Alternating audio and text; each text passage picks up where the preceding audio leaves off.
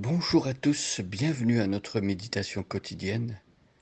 Quelle joie par cette douce et belle matinée de printemps. Quelle joie de se retrouver ensemble pour méditer la Bible, la sainte parole de Dieu, la parole éternelle du Seigneur qui a traversé les siècles, les cultures, les époques, la parole de Dieu qui connaît le tréfonds du cœur humain, puisque c'est Dieu qui l'a inspirée. Et cette parole qui nous instruit, qui nous nourrit et qui nous guide, nous allons une fois de plus l'écouter et nous prions de tout notre cœur que cette parole nous fasse connaître Jésus, transforme nos vies, transforme nos capacités, notre vision du monde, pour que nous puissions être dans le monde rempli d'assurance, rempli de paix, malgré les circonstances. Je ne sais pas dans quelles circonstances vous écoutez ce message ce matin. Peut-être êtes-vous en train de traverser des épreuves difficiles. Peut-être avez-vous perdu un proche. Peut-être êtes-vous dans la joie. Peu importe les circonstances, le Seigneur a une parole pour nous. Le Seigneur sait nous consoler, nous relever. Il sait nous permettre d'exprimer notre joie d'une manière qui est bonne, qui fait du bien à notre âme et aux autres.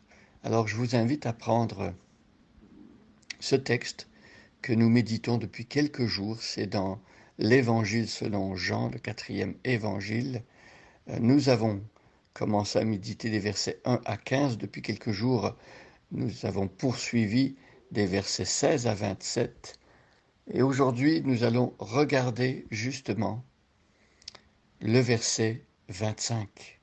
Je vous invite à prendre votre Nouveau Testament avec moi et lisons cette partie du 4e évangile, chapitre 12, Jean 12, versets 16 à 27. Et aujourd'hui, nous allons mettre le focus sur le verset 25.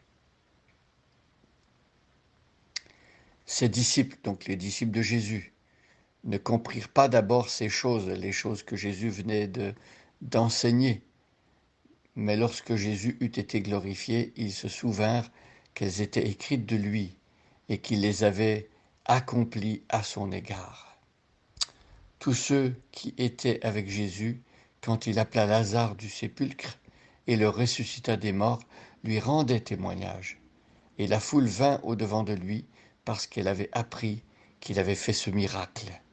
Les pharisiens se dirent donc les uns aux autres, « Vous voyez que vous ne gagnez rien. Voici le monde est allé après lui. » Quelques Grecs, du nombre de ceux qui étaient montés pour adorer pendant la fête, s'adressèrent à Philippe de Bethsaïda en Galilée et lui dirent avec instance, « Seigneur, nous voudrions voir Jésus. » Philippe alla le dire à André, puis André et Philippe le dirent à Jésus. Jésus leur répondit, « L'heure est venue où le Fils de l'homme doit être glorifié. En vérité, je vous le dis, si le grain de blé qui est tombé en terre ne meurt, il reste seul. Mais s'il meurt, il porte beaucoup de fruits. Celui qui aime sa vie la perdra, celui qui hait sa vie dans ce monde la conservera pour la vie éternelle.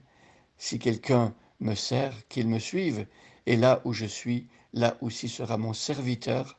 Si quelqu'un me sert, le Père l'honorera. Maintenant, mon âme est troublée. Et que dirais-je?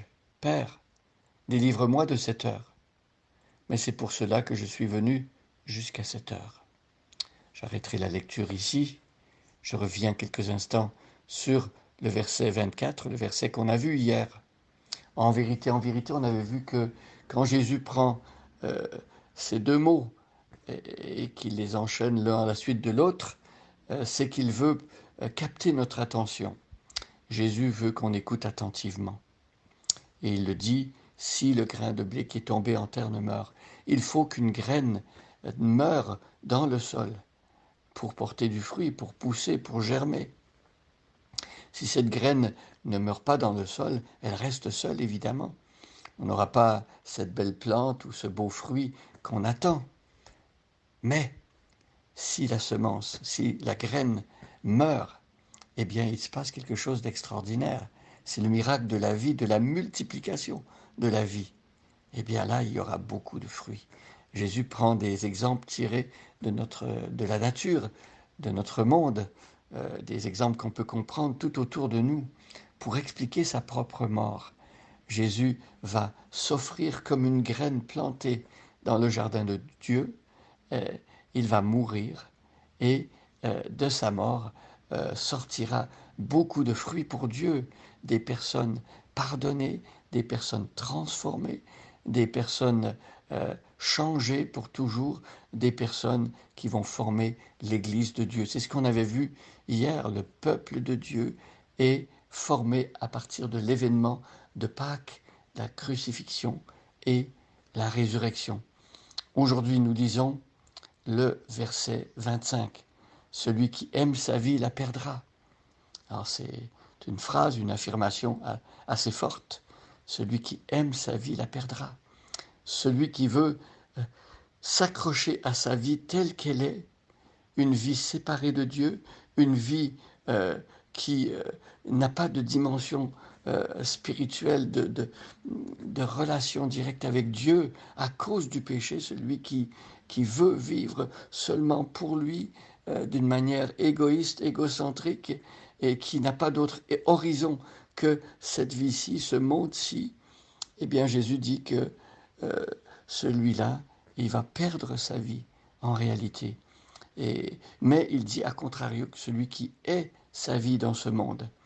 Haïr sa vie dans ce monde, ça ne veut pas dire ne pas être reconnaissant pour toutes les bonnes choses que Dieu nous donne.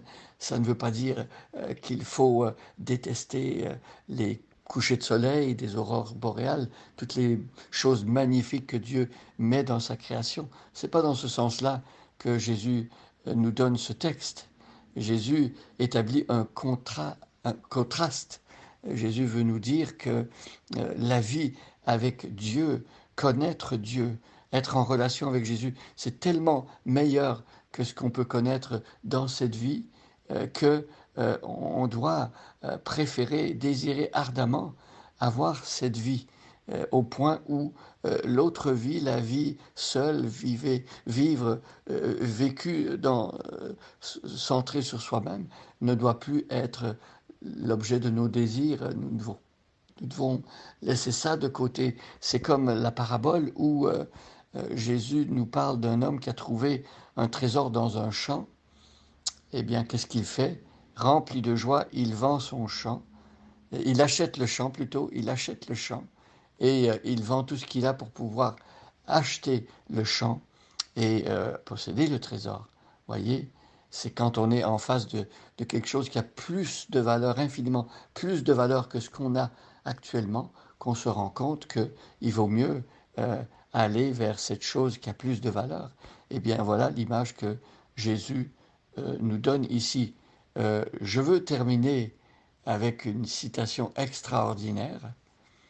Je vais vous prendre cette citation qui est très très bonne et je vous laisse avec cette citation qui va nous faire réfléchir ce matin. C'est la citation de Jim Elliot, un missionnaire qui est mort aux mains de ses membres de la tribu Oka en Amérique du Sud. Et il a dit quelque chose, ce jeune missionnaire, qui a été martyrisé dans la fleur de l'âge. Il a écrit « Il n'est pas bête celui qui donne ce qu'il ne peut pas garder pour obtenir ce qu'il ne peut pas perdre. » Quelle belle phrase. Non, ce n'est pas fou de donner ce que de toute façon on ne pourra pas garder, donner sa vie à Jésus au lieu de s'accrocher à cette vie-ci, on la donne à Jésus pour obtenir ce qu'il ne peut pas perdre. En faisant ça, nous obtenons la vie que Jésus donne, la vie éternelle, sa vie de résurrection. Et cette vie-là, le Seigneur dit qu'on ne peut pas la perdre. Alors voyez, soyons sages aujourd'hui. Ne soyons pas bêtes ou fous, mais sages. Donnons notre vie à Jésus. Bonne journée à chacun et à chacune, et soyez bénis.